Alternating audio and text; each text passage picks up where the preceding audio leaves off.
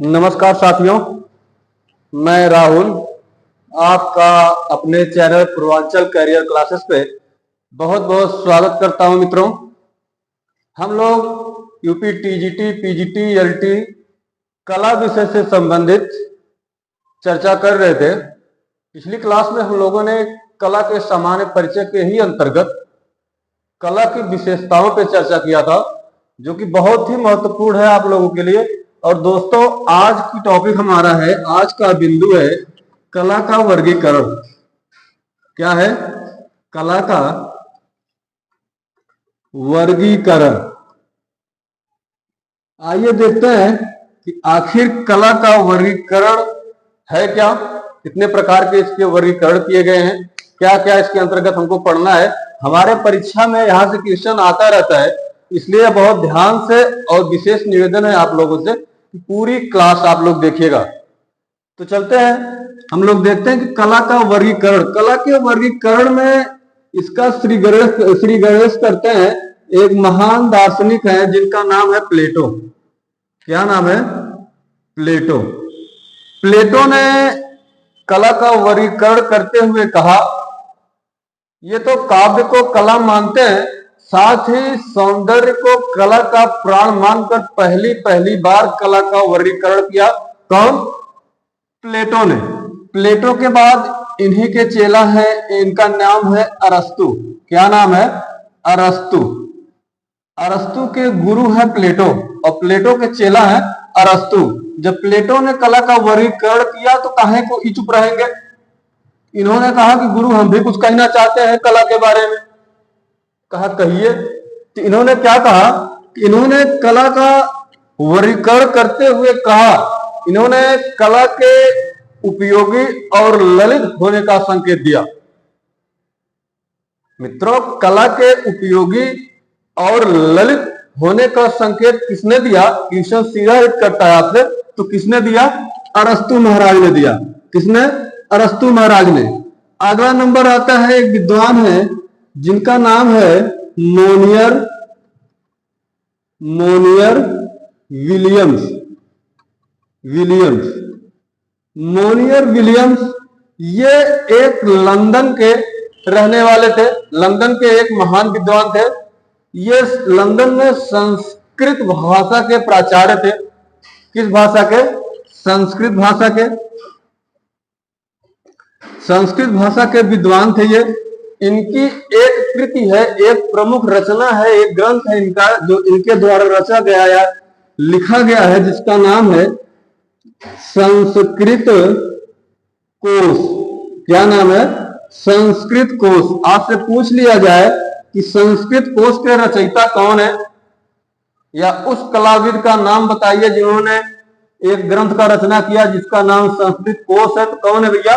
London के रहने वाले संस्कृत के प्राचार्य, संस्कृत के अध्यापक, जिनका नाम है मोनियर विलियम्स। कहां के रहने वाले हैं? लंदन के रहने वाले थे। कि इनकी पुस्तक का क्या नाम है? संस्कृत कोश। ये किस विषय के अध्यापक थे? संस्कृत विषय के अध्यापक थे। अगले क्रम में आप देखेंगे, इन्होंने, मोनियर ने, एक चीज में और ऐड कर लीजिएगा कि मोनियर ने कला का विभाजन करते हुए अपने संस्कृत कोश में लिखा है कि कला के दो वर्गीकरण। इन्होंने कला के कितने वर्गीकरण किए? दो वर्गीकरण किए। एक का नाम है बाह्य कला, और दूसरे का नाम है अंतरंग कला। बाह्य कला और अंतरंग कला। अंतरंग कला को गोपनीय कला भी कहा जाता है। अंतरंग कला को गोपनीय कला भी कहा जाता है। इसे क्या कहा जाता है? गोपनीय कला। तो भैया, कला का वर्गीकरण सर्वप्रथम प्लेटो महाराज ने किया। इन्होंने काव्य को कला माना और सौंदर्य को उसका प्राण मानकर पहली बार कला का वर्गीकरण किया। उसके बाद इन्हीं के शिष्य आते हैं, इन्हीं के चेला अरस्तु। अरस्तु ने कला के ललित और उपयोगी होने का संकेत दिया। अगला नंबर आता है कला के वर्गीकरण में मोनियर विलियम्स का। ये लंदन के रहने वाले थे। कहां के रहने वाले थे? लंदन के रहने वाले थे। ये संस्कृत भाषा के अध्यापक थे। किस भाषा के अध्यापक थे भैया? संस्कृत भाषा के अध्यापक थे। इन्होंने इन्होंने संस्कृत में एक ग्रंथ लिखा है, एक पुस्तक लिखा है जिसका नाम है संस्कृत कोश। क्या नाम है? संस्कृत कोश। संस्कृत कोश का रचयिता कौन है? Monier Williams. इन्होंने अपने संस्कृत कोश में कला के दो वर्गीकरण किए हैं। कौन कौन से? एक बाह्य कला और एक अंतरंग कला। अंतरंग कला अर्थात इसी को एक कला और नाम दे दिया गया। कौन सी? गोपनीय कला। बात यहां तक समझ में आई होगी मित्रों, जहां तक मैं उम्मीद करता हूं। आप लोग बने रहिए और आप विश्वास रखिए, आप एग्जाम देके आएंगे और हमारी सारी कक्षाएं आप देखिएगा, सारे क्वेश्चन लगभग 100+ क्वेश्चन आपको इस थ्योरी से मिल जाएगा और कम से कम 20, 22, 25 क्वेश्चन आपको मिल जाएगा। 20 क्वेश्चन कम से कम मिल जाएगा आपको प्रैक्टिस से। यदि आप बने रहे तो मान कर चलिएगा। अगर आप बने नहीं रहे, लेकिन एक हमारा रिक्वेस्ट है आपसे, विनती है आपसे, टीजीटी का एग्जाम, पीजीटी का एग्जाम हो जाने दीजिए और उसके बाद हम खुद आपको दिखाएंगे। देखिए ये क्वेश्चन यहां से आया, ये क्वेश्चन इस क्लास से आया, तब आपको विश्वास होगा। तो मित्रों भरोसा रखिए, विश्वास रखिए। हम आप लोग के लिए दिन रात कंटेंट, आप लोग के लिए मैटर तैयार कर रहे हैं, बढ़िया बढ़िया चीज दे रहे हैं। आप लोग उसका अध्ययन करिए बढ़िया से और बहुत मन लगा के पढ़िए। मेरे कलाकार भाइयों एवं बहनों, आप लोगों से विशेष विनती है, आप लोग लगातार पढ़ाई करते रहिए। आपका एग्जाम डेट एकाएक आएगा और आप चौंक जाएंगे। आपको समझ में नहीं आएगा कि अब किया क्या जाए। इसलिए मित्रों निवेदन है, हाथ जोड़ के प्रार्थना है आप सभी से कि आप लोग अपनी पढ़ाई करते रहिए। तो मोनियर कहाँ के रहने वाले थे? लंदन के रहने वाले थे। इनकी एक पुस्तक थी, क्या नाम है उसका? संस्कृत कोश। और संस्कृत कोश में इन्होंने कला का दो वर्गीकरण किया, एक बाह्य कला और एक अंतरंग कला। उसके बाद आप देखेंगे मध्य युग में कला को शैक्षणिक पाठ्यक्रम की दृष्टि से दो वर्गों में बांट दिया गया। किसकी दृष्टि से? शैक्षणिक पाठ्यक्रम की दृष्टि से। शैक्षणिक पाठ्यक्रम की दृष्टि से कला को दो भागों में बांट दिया गया। कौन कौन से? एक है व्यवसायिक कला। कौन कौन सी? एक है व्यवसायिक कला,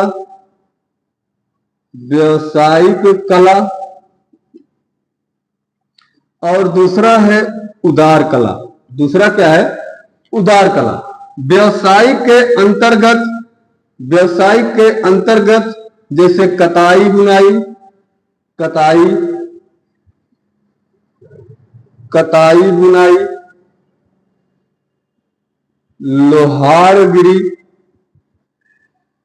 लोहारगिरी,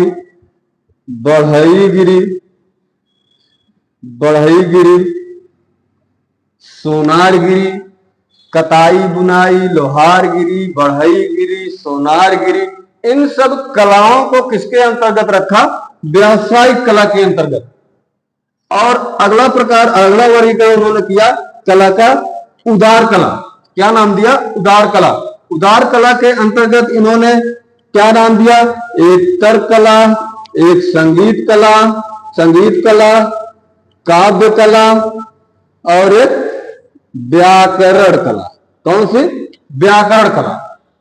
आप देखेंगे एक महान विद्वान आते हैं, इनका नाम है क्रोचे।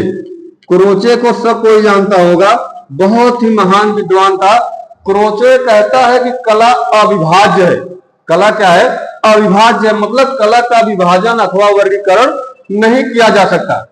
क्रोचे अपनी बात को समझाते हुए लाइब्रेरी यानी पुस्तकालय का उदाहरण देता है और पुस्तकालय का उदाहरण देते हुए क्रोचे कहता है कि जिस प्रकार एक पुस्तकालय में कई प्रकार की, कई विषय की अलग अलग पुस्तकें रखी रहती हैं जो उपयोगी भी है, आवश्यकता पड़ने पर अतिशीघ्र संबंधित विषय प्राप्त किया जा सकता है। तो इसका मतलब ज्ञान का वर्गीकरण तो हुआ नहीं। जब ज्ञान का वर्गीकरण नहीं हुआ तो क्रोचे कहते हैं ठीक यही बात कला पर भी लागू होती है। ठीक यही बात कला पर भी लागू होती है और यही मानता है कला का वर्गीकरण नहीं किया जा सकता, अर्थात कला अविभाज्य है। कला क्या है? कला अविभाज्य है।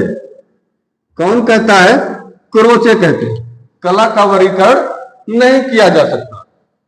एक नाम आता है अगले क्रम में, आप देखेंगे अच्छा इनका नाम देख लीजिए। हमारे जो भाई देसी हैं, भारतीय पारमार्थिक दृष्टि से कला अविभाज्य है। भारतीय पारमार्थिक दृष्टि से कला अविभाज्य है। कला का विभाजन नहीं किया जा सकता, कला का वर्गीकरण नहीं किया जा सकता, लेकिन व्यवहारवादी दृष्टि से कला के अलग अलग रूप हो सकते हैं। व्यवहारवादी रूप से कला के अलग अलग रूप हो सकते हैं भैया। इन्होंने अधिक से अधिक कला के दो रूपों का वर्णन किया है, दो प्रकार का वर्गीकरण किया है। क्या नाम है? आइए देखते हैं। तो आप देखेंगे भैया,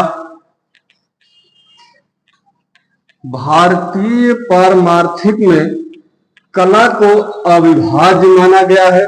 कला को अविभाज्य माना गया है, लेकिन व्यवहार की या व्यवहारिक दृष्टिकोण से कला के दो रूप बताए गए हैं।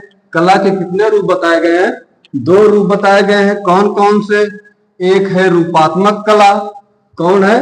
एक है रूपात्मक कला और एक है अरूपात्मक कला। एक है रूपात्मक कला और दूसरा है अरूपात्मक कला। रूपात्मक कला को अचल कला कहा जाता है, अचल कला कहा जाता है, या इसी को स्थान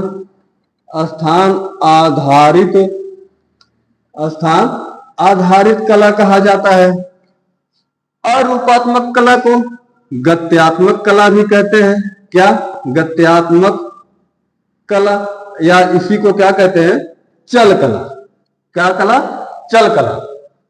तो आप देखेंगे भारतीय पारमार्थिक दृष्टि से कला को तो अविभाज्य माना गया, परंतु व्यवहारवादी दृष्टि से कला के दो प्रकार बताए गए, दो प्रकार का वर्गीकरण किया गया। कौन कौन सा? एक रूपात्मक कला, इसी को अचल कला कहा जाता है, इसी को स्थान आधारित कला कहा जाता है। दूसरा है अरूपात्मक कला, जिसे गत्यात्मक कला और चल कला भी कहा जाता है। तो जो रूपात्मक कला है, नाम से ही स्पष्ट है, वह कला, वह चित्रकला या अन्य कलाएं जिसका कोई रूप हो, कोई विशेष रूप हो, उसी को हम रूपात्मक कला कहेंगे।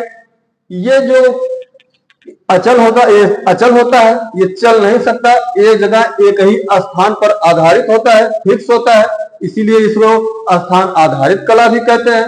दूसरा है अरूपात्मक कला, इसका कोई रूप विशेष नहीं होता है, नाम से आप समझ सकते हैं। अरूपात्मक कला मतलब जिसका वह कला का वह वर्गीकरण इसके अंतर्गत आता है जिसमें वह आकृतियां आती हैं जिनका कोई रूप नहीं होता, जो गति अर्थात चल कर आपके पास खुद ब खुद आ सकती है। अरूपात्मक कला में गति होती है, यह गतिमान होता है। जैसे आप अपने गांव में अपने घर पे बैठे हैं और आपके गांव में कभी सम्मेलन चल रहा है,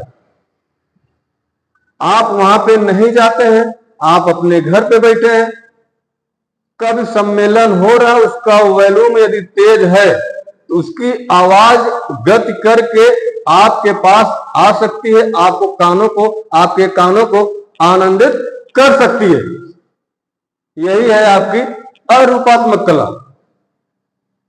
अगले क्रम में देखेंगे हम, अगला क्रम है मूर्तता के आधार पर कला का वर्गीकरण। क्या है? मूर्तता के आधार पर कला का वर्गीकरण। किसके आधार पर? मूर्तता के आधार पर। मूर्तता के आधार पर कला के कुल दो वर्गीकरण किए गए हैं। कौन कौन से? एक अनुकरण पर आधारित कला। कौन है? अनुकरण पर आधारित कला। और दूसरा है अनुकरण का सहयोग न लेने वाली कला। मूर्तता के आधार पर कला के दो वर्गीकरण किए गए हैं दोस्तों, ध्यान दीजिएगा। पहला है अनुकरण पर आधारित कला और दूसरा है अनुकरण का सहयोग न लेने वाली कला। तो अनुकरण पर आधारित कला यानी वह कला जो अनुकरण पर, नकल पर आधारित हो, उसे हम अनुकरण पर आधारित कला कहेंगे। जैसे चित्र, मूर्ति, संगीत, काव्य आदि, या जिनका जो कला यानी वह कला जो अनुकरण पर आधारित हो, जो अनुकरण पर आधारित हो, उसे अनुकरण पर आधारित कला के अंतर्गत कौन कौन से कलाएं आती हैं? जैसे चित्रकला, मूर्ति कला, संगीत कला, काव्य कला। ये चार नाम आप याद रखिएगा। क्वेश्चन आपसे पूछता है कि अनुकरण, निम्नलिखित में अनुकरण पर आधारित कला है, 3 अन्य विकल्प रख देगा और एक विकल्प इसमें से रख देगा, एक विकल्प इसमें से रख देगा। चित्रकला, मूर्ति कला, संगीत कला या काव्य कला। दूसरा है अनुकरण का सहयोग न लेने वाली कला, वह कला जो अनुकरण का सहयोग नहीं लेती है। जैसे ईश्वरीकृत कला है, उसका अनुकरण करके कोई कला बनाई जाती है तो वह किसके अंतर्गत आएगी? अनुकरण पर आधारित कला। और एक है अनुकरण का सहयोग न लेने वाली कला, जो अनुकरण के आधार पर नहीं, अनुकरण नहीं करती है, अनुकरण का सहयोग नहीं लेती है, उस कला को हम किसके अंतर्गत रखते हैं? अनुकरण का सहयोग न लेने वाली कला के अंतर्गत। इसके अंतर्गत केवल एक कला आती है जिसका नाम है, क्या है? वास्तुकला। वास्तुकला, जैसे ये कलम है, ये मार्कर है, इसका अनुकरण करना नहीं है, हम किसी और नाम से ठीक इसी के प्रकार का एक और कलम या मार्कर बना दें। ये फैन है, ये लाइट है, इसके जैसा दूसरा अन्य कोई बनाया जा सकता है। तो आपसे पूछ ले, निम्नलिखित में से अनुकरण का सहयोग न लेने वाली कला कौन सी है? वह केवल एक कला है, वास्तुकला, और इसी को सूक्ष्म कला या लघु कला भी कहा जाता है। कौन सी कला? सूक्ष्म कला या लघु कला। क्या कहा जाता है भैया? सूक्ष्म कला और लघु कला। आप ध्यान दीजिएगा, अगला नंबर आता है इंद्रियों के आधार पर कला का वर्गीकरण। अगला नंबर किसका आता है? 1 मिनट साफ कर दें, मिनट नहीं सेकंड मित्रों। आप लोग बने रहिएगा और अपनी क्लास का आनंद एकदम ध्यान पूर्वक लेते रहिएगा।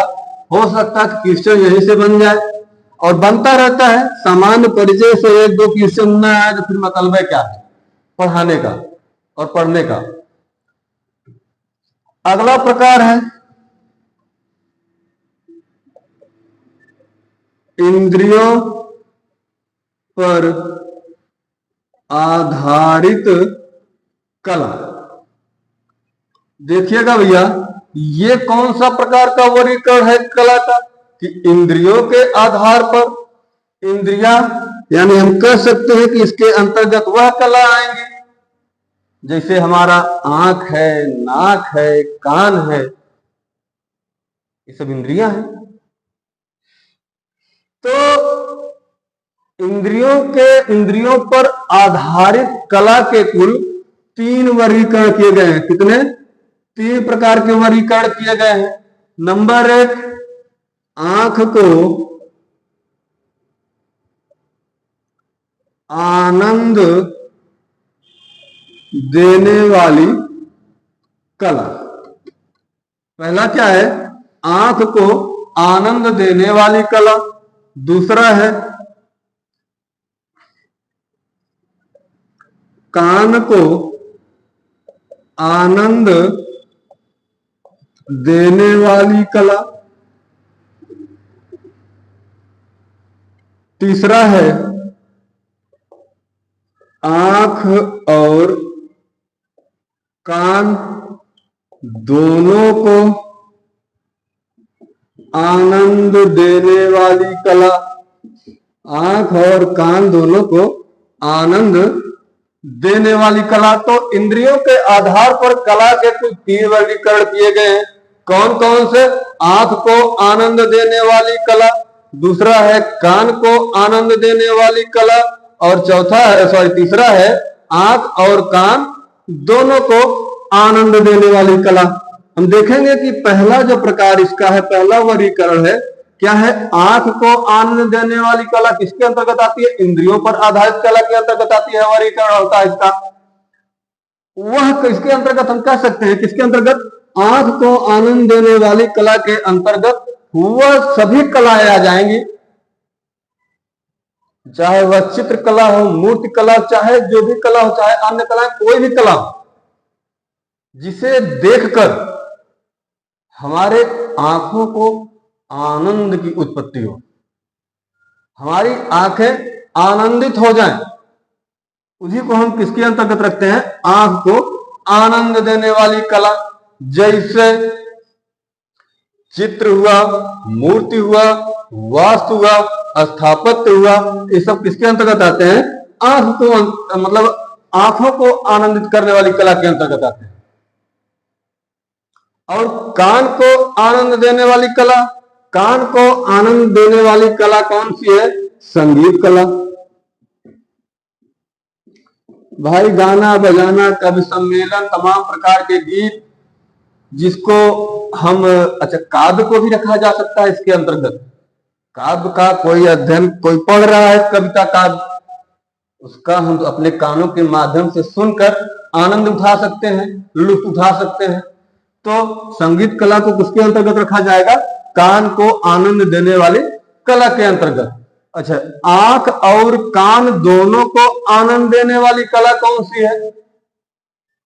आंख, वह कला कौन सी है जो आंख और कान दोनों को आनंद देती है, आनंद प्रदान करती है?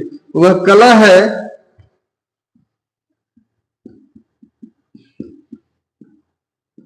संगीत युक्त रंग मंच। क्या है? संगीत युक्त रंगमंच। कहीं कोई प्रोग्राम लगा हो, आप खुद समझ लीजिए, तमाम प्रकार के प्रोग्राम, शादी विवाह का माहौल चल रहा है, मान लीजिए बिरहे हो, या कवि सम्मेलन हो रहा हो, या कोई डीजे पे नाचने वाला प्रोग्राम चल रहा हो, तो वहां हमारी आंखें भी आनंदित होती हैं और गीत सुनकर कान भी आनंदित होता है। तो उसी को कहते हैं आंख और कान दोनों को आनंद देने वाली कला। इसके अंतर्गत संगीत युक्त रंग मंच को रखा गया है। किसको रखा गया है? संगीत युक्त रंग मंच को रखा गया है। अगला क्रम आता है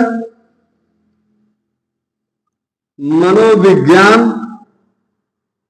मनोविज्ञान के आधार पर कला का वर्गीकरण। किसके आधार पर? मनोविज्ञान के आधार पर कला का वर्गीकरण। मनोविज्ञान के आधार पर कला के कुल 3 वर्गीकरण किए गए हैं। कौन कौन से? अनुकरणात्मक कला, अनुकरणात्मक कला, दूसरा है अलंकरणात्मक कला। दूसरा कौन सा है? अलंकरणात्मक कला। और तीसरा है आत्म अभिव्यंजक कला।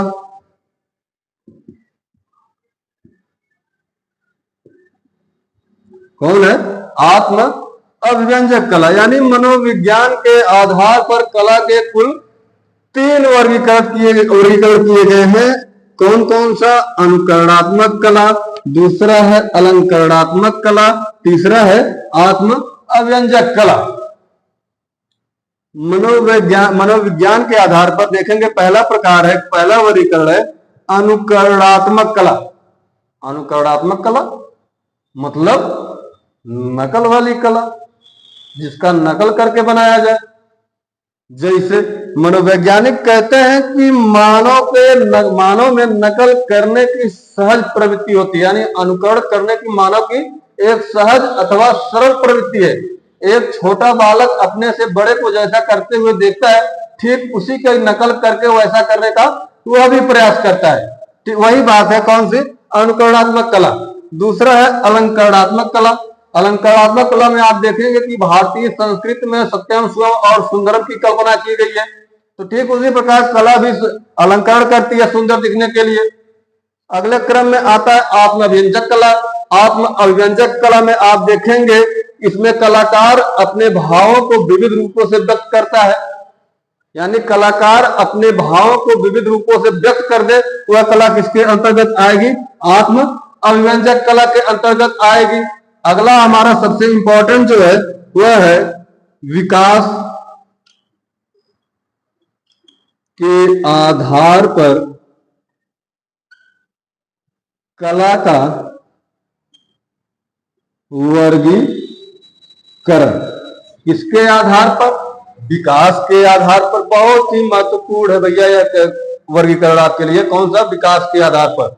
इसके आधार पर हम कह सकते हैं कि कलाकार जो, अच्छा एक महत्वपूर्ण नाम मिलता है हीगल महोदय का। किसका? हीगल का। हीगल ही है जो विकास के आधार पर कला का वर्गीकरण करते हैं। विकास के आधार पर कला के वर्गीकरण 3 प्रकार के किए गए हैं और जिसका श्रेय किसको प्राप्त है? हीगल महोदय को। इसको हीगल महोदय को। हीगल ने पहले प्रकार में कहा कि क्या है, क्या नाम है उसका, कि प्रतीकात्मक कला। क्या है? प्रतीकात्मकता कला या प्रतीकात्मक कला। दूसरा है शास्त्रीय या अभिजातवादी कला और तीसरा है भावात्मक या स्वच्छंदतावादी कला। क्या है? क्योंकि 1 मिनट इसको साफ कर दें। आप लोग बने रहिएगा और क्लास की, कक्षा की आपका जो बिंदु चल रहा है कला का वर्गीकरण, इसका आनंद लेते रहिएगा, क्योंकि क्वेश्चन यहां से बनता रहता है और आप लोग बहुत लापरवाही कर रहे हैं मित्रों। एग्जाम का डेट कब आ जाए किसी को कोई पता नहीं है, और एकाएक डेट आएगा, आप देख लीजिएगा। एकाएक डेट आएगा भैया, अगले महीने से आपका एडमिट कार्ड जारी होगा और फला तारीख को आपका एग्जाम करा लिया जाएगा। आप देखते रह जाएंगे अगर तैयारी आप पहले से नहीं होगी। तो हम लोग पढ़ रहे थे विकास के आधार पर कला। क्या? विकास के आधार पर कला का वर्गीकरण। किसके आधार पर? विकास के आधार पर।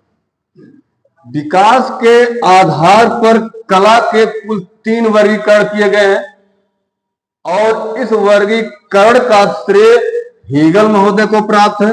किसको? हीगल महोदय को। हीगल महोदय ने विकास के आधार पर कला के कुल 3 वर्गीकरण किए हैं। कौन सा? पहला है प्रतीकात्मकता, दूसरा है अभिजात्यवादी और तीसरा है भावात्मक कला। इसी को स्वच्छंदता वादी कला कहा जाता है। स्वच्छंदतावादी कला, प्रतीकात्मकता, अभिजात्यवादी या भावात्मक या स्वच्छंदतावादी कला। इसे आप देखेंगे कि अभिजातवादी को शास्त्रीय कला भी कहा जाता है। पहला है प्रतीकात्मक कला। पहला वर्गीकरण हीगल महोदय ने किया विकास के आधार पर। क्या? प्रतीकात्मक कला। अर्थात हम कह सकते हैं कि इसके अंतर्गत चित्रों का निर्माण किसके माध्यम से होता है? प्रतीकों के माध्यम से होता है। किसके माध्यम से? प्रतीकों को आधार बनाकर चित्रकारी की जाती है। उसको किसके अंतर्गत हीगल महोदय ने कहा? प्रतीकात्मक कला के अंतर्गत। जैसे आप स्वास्तिक बना दीजिए, जैसे ब्रह्मा जी, विष्णु जी, महेश जी, चारों दिशाएं, चारों धाम, तीनों लोग, सबका वर्णन कर देती है वो स्वास्तिक। आप शिवलिंग बना दीजिए, भगवान शिव भोलेनाथ जी का दर्शन हो जाएगा। भगवान शिव का प्रतीक है क्या शिवलिंग। मोर पंख या मुरली का प्रतीक बना दीजिए, भगवान कृष्ण का यह प्रतीक है। तो प्रतीकों के आधार पर जिन कलाओं का निर्माण होता है उन्हें किसके अंतर्गत हिगल महोदय ने रखा? प्रतीकात्मकता के अंतर्गत रखा। दूसरा है अभिजातवादी या शास्त्रीय कला। इसमें हिगल महोदय लिखते हैं कि वे कलाएं जिनका विकास अभिजात वर्ग के द्वारा या उनके संरक्षण में हुआ। अभिजात वर्ग मतलब राजा महाराजा जो थे, उनके संरक्षण में जिन कलाओं का निर्माण हुआ उसे किसके अंतर्गत रखा गया? शास्त्रीय कला या अभिजातवादी कला आप कह सकते हैं। तीसरा है भावात्मक कला। अच्छा, अजंता, एलोरा, एलिफेंटा, पहाड़ी, राजस्थानी, ये सब कलाएं किसके अंतर्गत आती है? अभिजातवादी या शास्त्रीय कला के अंतर्गत। चाहे वह अजंता हो, चाहे एलोरा हो, चाहे एलिफेंटा की गुफाएं हो, चाहे पहाड़ी चित्रकला हो, चाहे राजस्थानी चित्रकला हो, इन सब को संरक्षण किसका प्राप्त था? अभिजात वर्ग का, यानी राजा महाराजाओं का। इन सबको किस कला के अंतर्गत रखेंगे? वर्गीकरण में अभिजातवादी या शास्त्रीय कला के अंतर्गत रखेंगे। अगला हमारा है भावात्मक कला। अच्छा, अभिजातवादी या शास्त्रीय कला में आप देखेंगे भावों का थोड़ा बड़ा प्रयोग किया गया है और आपके प्रतीकात्मकता में भाव की कोई आवश्यकता ही नहीं है। इसमें भाव का थोड़ा बहुत कलाकार अपने भाव का प्रयोग करता है, लेकिन अपने भावों को बेहतर ढंग से व्यक्त किया गया किसमें? भावात्मक कला या स्वच्छंदतावादी कला में। किसमें? स्वच्छंदतावादी कला में। यह आधुनिक युग की देन है। भावात्मक कला या स्वच्छंदतावादी कला किसकी देन है? आधुनिक युग की देन है। इसमें कलाकार अपने मनोभाव को बहुत बेहतरीन तरीके से व्यक्त करता है। तो मित्रों, ये था हमारा कला का वर्गीकरण। इससे ज्यादा आपको पढ़ने की आवश्यकता नहीं है परीक्षा की दृष्टि से। हालांकि आप पूरी उम्र पढ़ सकते हैं ज्ञान के लिए। एक बार सिलेक्शन हो जाए उसके बाद पढ़ते रहिए ज्ञान के लिए, इतना पर्याप्त है आपके लिए। सामान्य परिचय में हम लोगों ने सब कुछ अध्ययन कर लिया। हमारा एक बिंदु बचा है, कुछ प्रमुख टिप्पणियां या शब्दावलियां हैं और कुछ प्रमुख पुस्तक एवं लेखक हैं जहां से प्रश्न बनने का अति संभावना बना रहता है। तो उसको हम अगली वीडियो में देखेंगे। क्या कुछ प्रमुख पुस्तकें हैं, उनके रचयिता हैं, उनके लेखक हैं और कुछ शब्दावलियां हैं। अच्छा, देर में करते हुए आप कहें तो यही देख लेते हैं। क्यों? कल चलो शांति से निकलो एक एक करके। भैया ऑनलाइन वाले भैया धन्यवाद।